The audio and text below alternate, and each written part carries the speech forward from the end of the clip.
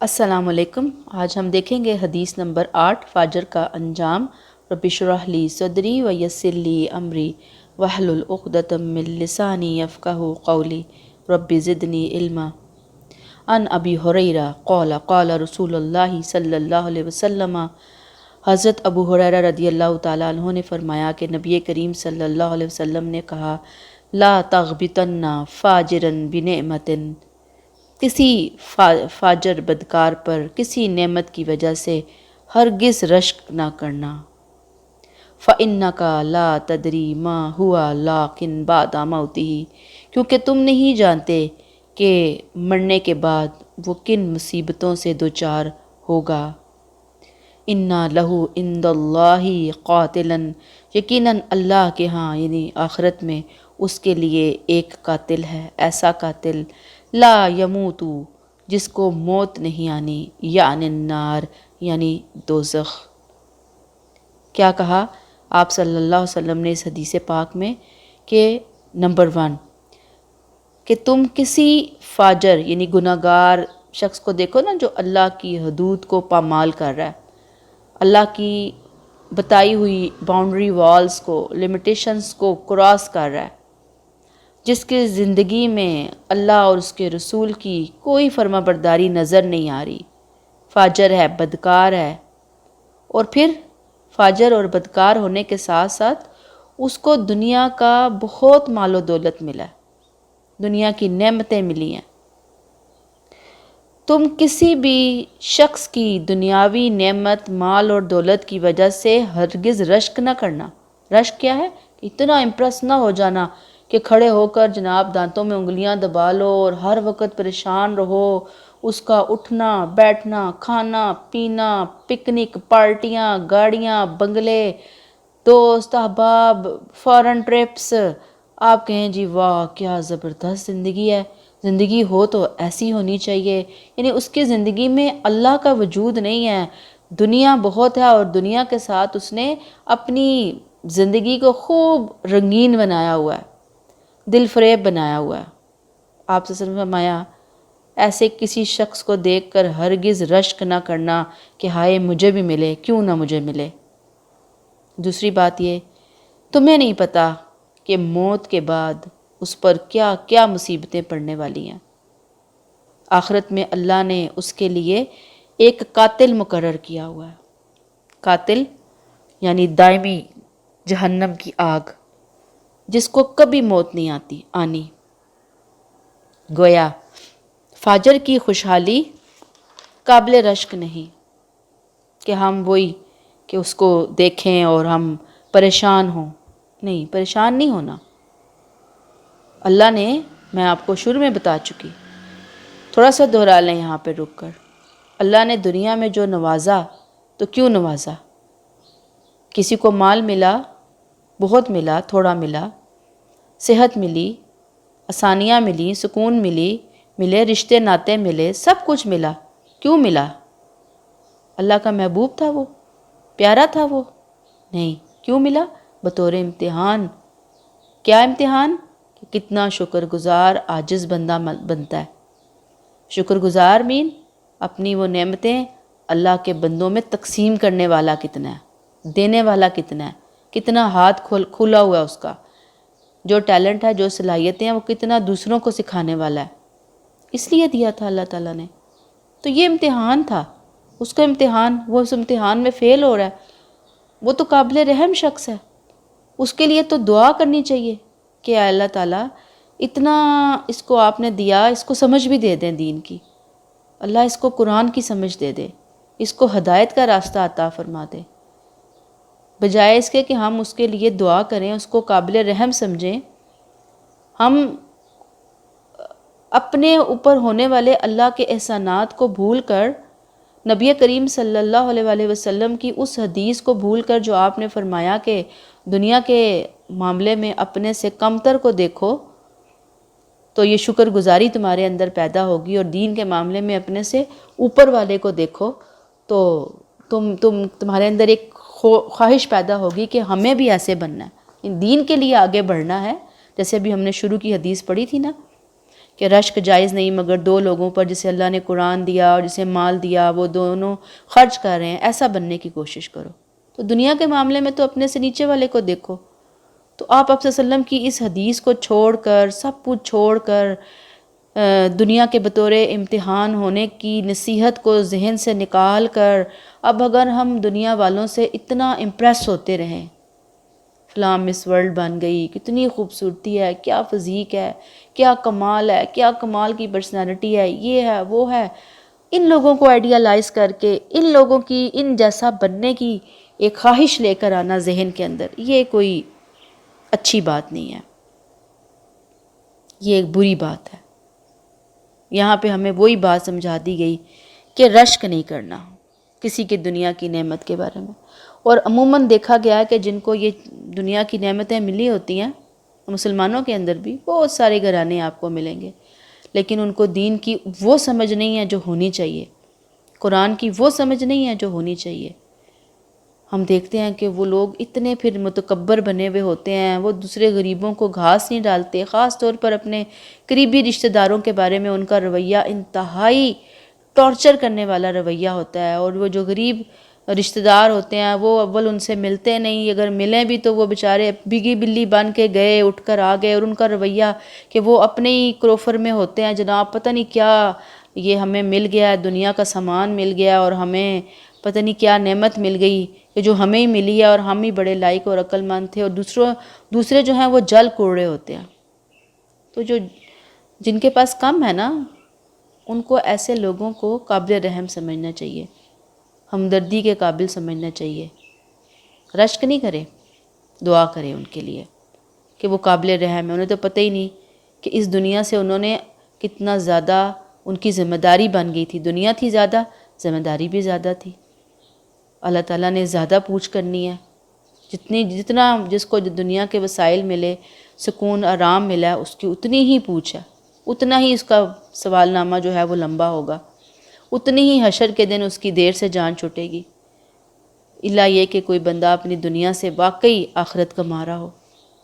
تو اس کے لیے تو اللہ سے دعا کریں کہ اللہ اس کو سمجھ نہیں ہے، سمجھ ہوتی تو ایسے نہ کرتی، ایسے نہ کرتا۔ اور رشک یہ تو بہت ہی نیگیٹو رویہ ہے، نہیں پسند فرمایا، یہی بات بتا دی۔ بات پھر وہی آتی ہے نا کہ جب ایک بندہ مومن اللہ کے سارے حکموں کو فالو کر رہا ہے، نماز روزے کا اہتمام کر رہا ہے، جھوٹ نہیں بول رہا، ہر ایک کے کام آنے کی کوشش کر رہا ہے، لیکن جیسے میں نے آپ کو کہا کہ دنیا کی چند روزہ زندگی چونکہ امتحان کا پیپر ہے، یہ تنگی بھی امتحان ہے، یہ اس کی ساری جو حالات آئے ہیں اس کی زندگی میں، یہ سب امتحان ہوتے ہیں۔ تو جب وہ کیسے کسی خدا فراموش شخص کو دیکھتا ہے کہ جو خدا فراموشی کے باوجود انتہائی شاہانہ اور ٹھاٹھ سے زندگی بسر کر رہا ہے، تو پھر شیطان لازماً آتا ہے اس شخص کے دل میں وسوسے ڈالنے کے لیے کہ دیکھو نا، اگر تم اللہ کے محبوب ہوتے تو تمہیں بھی یہ ملتا، کیا دیا تمہیں تمہاری نمازوں نے، کیا دیا تمہارے خدا کے تعلق نے، چھوڑو، تم سے تو اچھے وہی ہیں، دیکھو نا تمہارا خدا تو تمہارا نہیں، اللہ سے ورغلانے کی کوشش کرتا ہے۔ کم از کم اور کچھ نہیں تو دل میں جس کے ٹھاٹھ ہیں ان سے رشک پیدا کرتا ہے، اور یہ رشک یاد رکھیے اللہ کی بہت بڑی ناشکری ہے، اللہ تعالیٰ کو پسند نہیں ہے۔ کیوں؟ پھر میں آپ کو وہی بات، ایک ہی بات پہ فوکس کرواؤں گی، کیونکہ جتنا دین قرآن و سنت کی روشنی میں نے سمجھا، اتنا ہی سمجھا ہے کہ اللہ نے خود تقسیم کیا، یوں سمجھے کہ اللہ کی پوری مخلوق تھی، اللہ نے فل پیکج دیے ہیں ہر ایک کو، کسی کو کچھ، کسی کو کچھ، کسی کو کچھ، کسی کو کچھ، اپنی یہ نہیں نعوذ باللہ کہ اللہ تعالیٰ لا علم تھے، ایسے ہی نعوذ باللہ وہاں ایسی تقسیم ہو رہا تھا، لاؤ جی پیکٹ بنے ہوئے ہیں، جس کو جو مرضی دے دیا، نو نتھنگ، ایسا بالکل نہیں ہوا۔ اللہ نے پورے علم سے، پوری حکمت سے جانا کس کو کیا دینا ہے، اللہ نے وہ پیکٹ اس کو تھمایا، اس کی پوری دنیا کی زندگی کا پیکج اس کو دیا۔ تو جو پیکج اللہ نے دیا ہے، اگر اس کو پا کر ہم شکر نہ کریں اور ہم دوسروں کے پیکج کی طرف نظر اٹھا کر دیکھتے رہیں، ہائے اس کو یہ فلاں کتنا اچھا ملا، یہ فلاں چیز کتنی اچھی ہوئی ہے اس کے ساتھ، اچھا فلاں چیز کیسی زبردست ہوئی، میرے ساتھ کیوں نہیں ہوئی؟ تو یہ اصل میں اپنے پیکٹ کو بھول کر اللہ کی ناشکری ہے۔ اسی لیے رسول صلی اللہ علیہ وسلم نے تنبیہ فرما دی کہ جو لوگ ایمان اور عمل صالح کی نعمت سے محروم ہیں، خدا فراموشی اور بدعمالی کی وجہ سے آخرت کی دائمی زندگی میں عذاب نار میں گرفتار ہونے والے ہیں۔ استغفر اللہ۔ یہ ایمان اور عمل صالح کی جو پونجی ہے، یہ انسان کے لیے بہت نقصان کا سبب بننے والی ہے۔ اس دنیا میں ان کی چند روزہ خوشحالی کو دیکھ کر، عیش کو دیکھ کر کسی بھی صاحب ایمان کو ان پر رشک نہیں آنا چاہیے، کیونکہ ان بیچاروں کی جو آخرت میں کمبختی ہونے والی ہے، جو انجام ہونے والا ہے، جو بپتا پڑنے والی ہے، اگر بندہ مومن کو وہ معلوم ہو جائے تو ان کی یہ خوشحالی اور خوش عیشی ان کو ایسے نظر آنا شروع ہو جائے جیسے پھانسی پانے والے مجرم کو 2-4 دن پہلے خاص سہولتیں دی جاتی ہیں نا، اس کا کھانے پینے کے حوالے سے اس کی خواہشات کا خیال رکھا جاتا ہے، اس کی کوشش کی جاتی ہے کہ آخری خواہش پوری کر دی جائے۔ حتی الوسع کوشش ہو، ساری گورنمنٹس ہی تقریباً کر رہی ہوتی ہیں کہ چلو جی اب جو جیل کے اندر رہتے ہوئے اس کو سہولیات مہیا کرنی ہے وہ کر دی جائیں، تو آخر میں تو کیا ہے، اس کو پھانسی ملنی ہے۔ تو ان لوگوں کو، جو لوگ اس طرح سے عیاشیوں میں مبتلا ہیں، اللہ کو فراموش کر کے، بھول کے، میں پھر وہی آپ کو بتاؤں گی نا، دین ہے ہی خیر خواہی کا نام، ہر ایک سے خیر خواہی۔ آگے آپ نے شاید سیکنڈ ایئر میں پڑھی بھی ہو وہ حدیث کہ اللہ سے خیر خواہی، اللہ کے رسول سے خیر خواہی، فرشتوں سے، کتابوں سے خیر خواہی، انسانوں سے خیر خواہی، حکمرانوں سے خیر خواہی، پورے کا پورا دین ہم سے خیر خواہی کا مطالبہ کرتا ہے۔ تو خیر خواہی یہی ہے کہ ان کے لیے دعا کیجئے دل سے، اللہ ان کو ہدایت دے دے، ان کو ٹریک کے اوپر لیا۔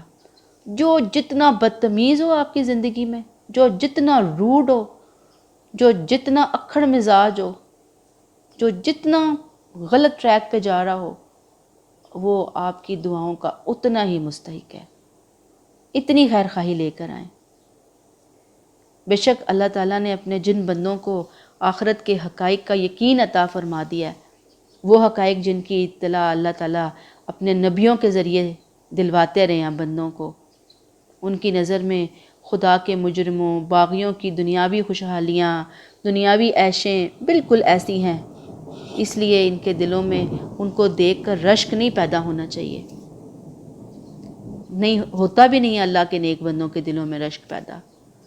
وہ اللہ کا شکر ادا کرتے ہیں کہ اللہ نے ہمیں ایمان کی دولت عطا کی ہے، اللہ تیرا شکر ہے کہ تو نے ہمیں اتنے برے اعمال اور برے انجام سے بچا لیا۔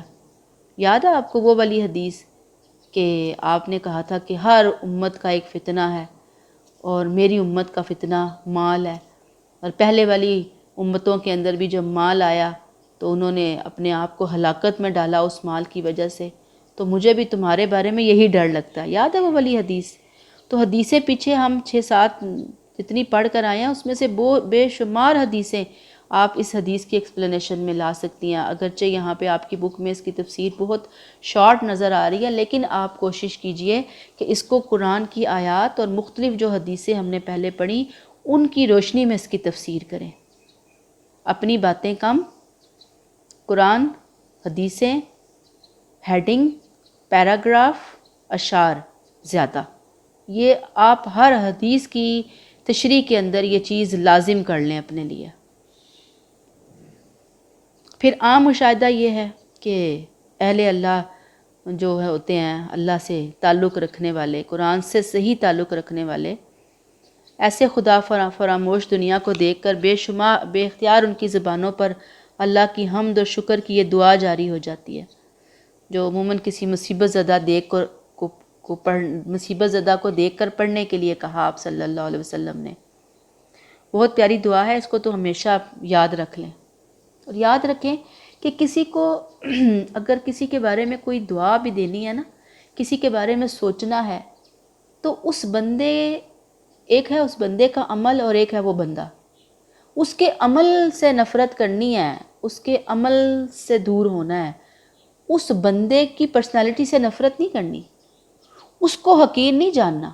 اگر حقیر جانا تو پھر اس کا مطلب یہ ہوا کہ آپ دنیا کے وسائل کم رکھتے ہوئے بھی اپنی نیکی، دینداری، پارسی کے اپنے تقوی کے تکبر میں مبتلا ہو گیا. اور یہ دینداری کا تکبر بہت ہی برا تکبر ہے. اس کو بھی آپ ذہن میں رکھ لیں کہ ایک تو دنیا دار ہے نا، وہ اپنی دنیا کے ساتھ اپنی آخرت کو بگاڑ رہا ہے. وہ قابل رحم ہے. اگر آپ اس پہ رحم کا معاملہ کرنا بھی چاہ رہے ہیں تو حقارت سے نہیں کرنا، خیر خواہی کے ساتھ کرنا ہے. اللہ اس کو سمجھ نہیں ہے. اب اس کا یہ مطلب نہیں ہے مجھے بہت سمجھ ہے اس کو سمجھ نہیں ہے، دیکھو نا اس کو سمجھ نہیں ہے، اللہ اس کو ہدایت دے. یہ اسٹائل نہیں. اللہ تعالیٰ جیسے آپ نے مجھے سمجھ عقل دی ہے، اللہ اس کو بھی دے دے. کہیں ذرا برابر بھی اس کی حقارت کا کوئی پہلو، اس شخص کی حقارت کا پہلو ہماری زندگی، ہمارے ذہن میں نہ آئے. بہرحال آپ صلی اللہ علیہ وسلم نے ہمیں ایک دعا سکھائی ہے، بہت پیاری دعا. کوئی بھی مصیبت زدہ آپ کو نظر آتا ہے نا، یہاں پہ جو آپ کی بک ہے اس میں ہم دیکھ رہے ہیں کہ ایک دنیاوی وسائل رکھنے والا، عیش و عشرت میں ڈوبا ہوا، خدا فراموش شخص، پرسنالٹی جب اعمال کے اندر آگے بڑھتی ہے تو وہ فاجر والی اعمال جو ہے، گناہ گاروں والے اعمال میں آگے جا رہی ہوتی ہے، تو وہ اصل میں ایک مصیبت کا مارا ہوا شخص ہے، قابل رحم شخص ہے. دنیا اور آخرت اصل میں وہ اپنی خراب کرنے جا رہا ہے. تو ایک یہ مصیبت ہوتی ہے. ایک یہ کہ کسی کو آپ دیکھتے ہیں کہ فزیکلی کوئی بیماری ہے، کوئی پریشانی ہے، کوئی دکھ ہے، کوئی تکلیف ہے، آپ کے سامنے آتا ہے دوسرا بندہ، دوسری پرسنالٹی. تو جب بھی کسی بھی ٹائپ کے مصیبت زدہ کو دیکھیں تو یہ نبی کریم صلی اللہ علیہ وسلم نے ہمیں دعا سکھائی ہے. ضرور اس کو یاد کر لیجئے. الحمدللہ الذی عافانی مما ابتلاک بہ وفضلنی علی کثیر ممن خلق تفضیلا. ساری حمد و ستائش اس اللہ کے لیے ہے جس نے مجھے اس مصیبت سے محفوظ رکھا، جس میں اس بندے کو مبتلا کیا گیا ہے، اور اس نے مجھے اپنی بہت سی مخلوق پر برتری عطا فرمائی.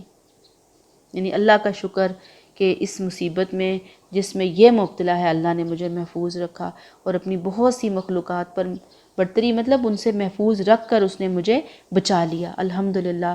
تو یہ دعا بڑی ہی خوبصورت دعا ہے کہ ہر ایک ٹائپ کی مصیبت دیکھ کر، دوسرے کو مصیبت میں مبتلا دیکھ کر یہ دعا پڑھیں.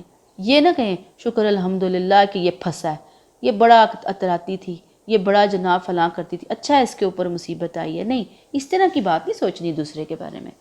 کیا ہے؟ اللہ تیرا شکر، تو نے مجھے محفوظ رکھا، اللہ تو اس کو بھی ہدایت عطا فرما. پھر ایک استدراج ہے. استدراج کی ہیڈنگ ہے آپ کی بک کے اندر. استدراج کہیں گے آپ گریجولی، کہ اس دنیا میں اللہ کے جو قوانین یعنی لا ہے، دنیا ایک پوری کی پوری دنیا جو ہے نا اللہ کے قوانین لا کی روشنی میں چل رہی ہے. اللہ قوموں کے ساتھ جو معاملہ فرماتا ہے، اللہ افراد کے ساتھ یعنی انڈیویجولی جو معاملہ فرماتا ہے وہ کیسے فرماتا ہے، اللہ کی سنت، اللہ کا طریقہ کیا ہے. اس میں ایک طریقہ استدراج ہے. استدراج کیا ہے؟ کہ جب اللہ کا کوئی مجرم، باغی، گناہ یا سرکشی میں حد سے بڑھتا ہے نا، اللہ سے، آخرت کے احکامات سے بے پرواہ، بے فکرہ ہو جاتا ہے، تو اللہ تعالیٰ کیا کرتے ہیں؟ ناراض ہو کر اسے پکڑتے نہیں ہیں. یہ پوائنٹ ہے بڑا امپورٹنٹ کہ اللہ نے دیا، اس بندے نے پا کر نہ شکری، نہ قدری کا، اعراض کا، غفلت کا رویہ اختیار کیا، بے پرواہ، بے فکرہ ہو گیا، تو اللہ جب ناراض ہوتے ہیں تو اس کو پکڑتے نہیں ہیں، بلکہ ایسا ہوتا ہے اللہ اس کی رسی دراز کر دیتے ہیں. کچھ ٹائم کے لیے نعمتوں کے دروازے اور کھول دیتے ہیں اس کے اوپر، اس کو اور ڈوبنے دیتے ہیں اس دلدل کے اندر. جا ڈوب، اور دفن ہو اس کے اندر جا کے، اور غرق ہو. وہ اطمینان، سرمستی کے ساتھ اور خدا فراموشی اور سرکشی میں آگے بڑھتا چلا جاتا ہے. اور یہ کیوں ہوتا ہے؟ یہ کیوں ہوتا ہے؟ یہ بات اس کو پلے باندھ لیں زندگی میں ہمیشہ کے لیے. بڑا فائدہ دے گی یہ، میں آپ کو بتاؤں. بڑا مطمئن رہیں گے اپنی زندگی کے اندر کہ لوگوں کو دیکھتے ہیں نا جب ہم کہ جناب وہ ہیں بھی خدا فراموش اور دن بدن ترقیاں ہو رہی ہیں، تو وہ ترقیاں ان کی پکڑ کے لیے ایک طرح سے پھندا بن رہی ہیں. اور کہ اس کو بعد میں بڑی سے بڑی سزا سنائی جا سکے۔ تو دین کی ٹرم میں، دین کی خاص زبان میں اللہ کے اس معاملے کو استدراج بولا جاتا ہے۔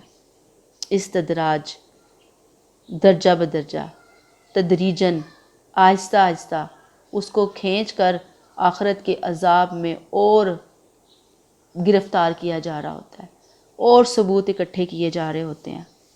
تو حدیث کا مطلب کیا ہوا کہ جب کسی بندے یا گروہ کو تم اس حال میں دیکھو کہ وہ خدا اور آخرت کو بالکل بھلا کر مجرمانہ اور باغیانہ زندگی بسر کر رہے ہیں، اس کے باوجود اللہ کی طرف سے نعمتوں کی بھرمار ہے، دنیا کے مزے لوٹ رہے ہیں، تو کوئی کسی مس انڈرسٹینڈنگ کا شکار نہ ہو کہ چونکہ کہ اللہ بڑا ان سے راضی ہے اور ان پر اپنی نعمتیں ڈھیل رہا ہے۔